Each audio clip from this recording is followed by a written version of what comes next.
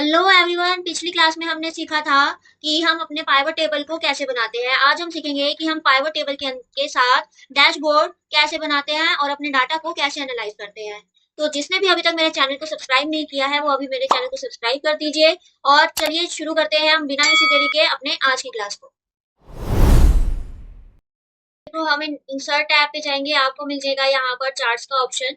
अब देखो चार्ट्स के ऑप्शन के अंदर भी काफी सारे चार्ट्स होते हैं, जैसे column chart, line chart, pie chart, bar chart. ठीक है, तो आप अपने अकॉर्डिंग आपका जिस टाइप का डाटा है, आपको जिस टाइप से प्रेजेंट करना है उसी टाइप का आप अपना चार्ट बना सकते हैं यहाँ पर। ठीक है, तो जैसे हमने मान लीजिए बना लिया यहाँ पे कॉलम चार्ट, तो हमने यहाँ पे क्लिक किया और ये हमारे पास आ गया चार्ट।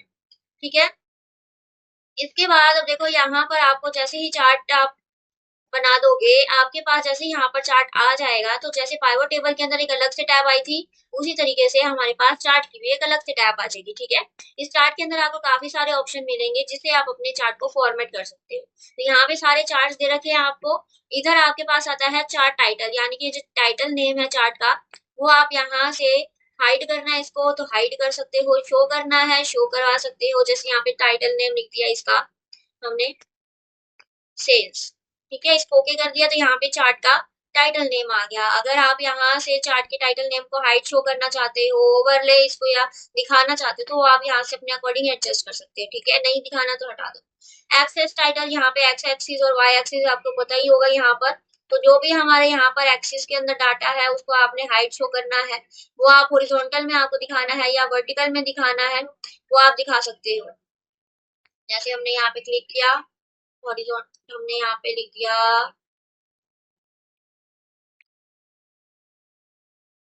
सेल्स लिख दिया। ठीक है, तो ये हमारे पास यहाँ पर देखो लिखा हुआ आ रहा है कि हमारी किस दिन कौन सी सेल हो रही है।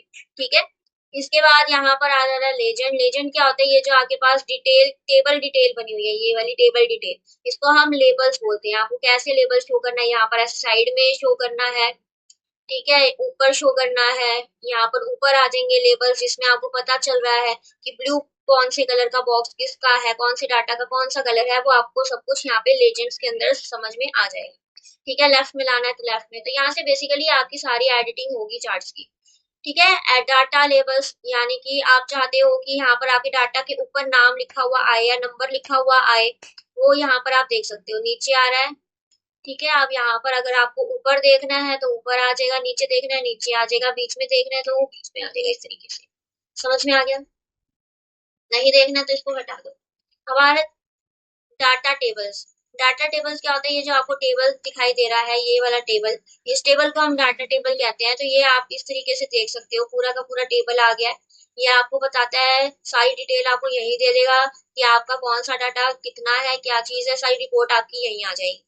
एक्स एक्सिस, यहाँ पर आपको ये जो है जो आपका सेल्स है वो आपको नीचे लेकर आना है, ऊपर लेकर आना है, वो सारी एडिटिंग आप यहाँ से कर सकते हैं। ग्रिड लाइन, ठीक है, इस तरीके से एक्स एक्सिस को आप अरेंज कर सकते हो अपने अकॉर्डिंग, जैसे भी आपको करनी है आप वो कर सकते हैं अरेंज।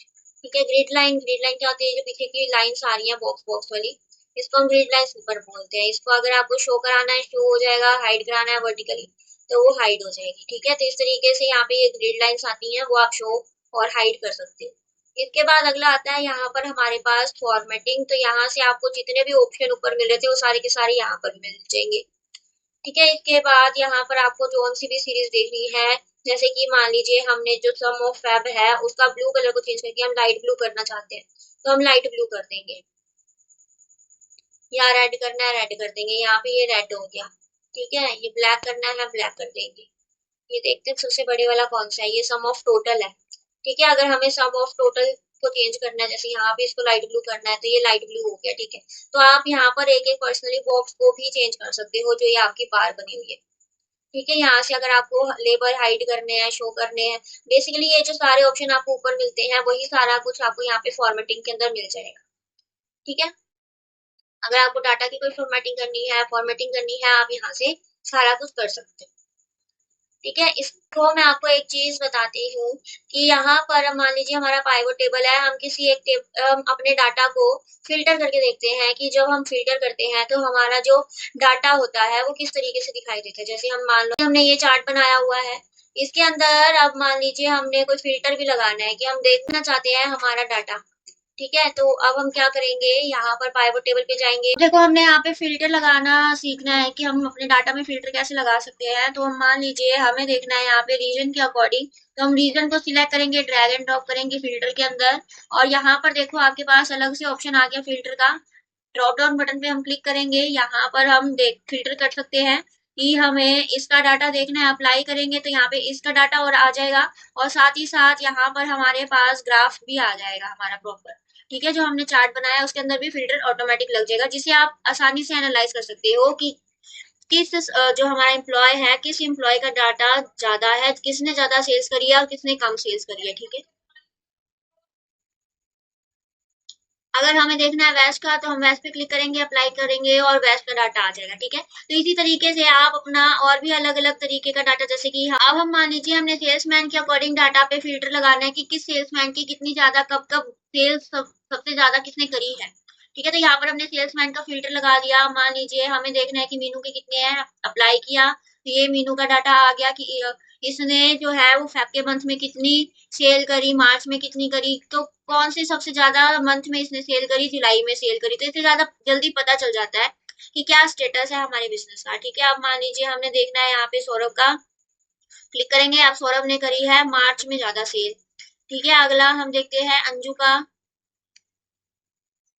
अप्लाई, अंजू ने करी है अप्रैल में ज्यादा सेल।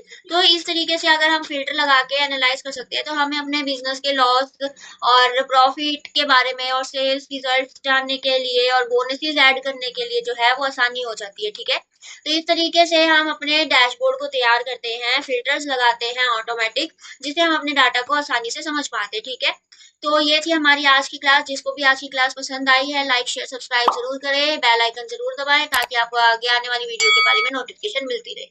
ठीक है, मिलते हैं अपनी नेक्स्ट क्लास में। Thank you.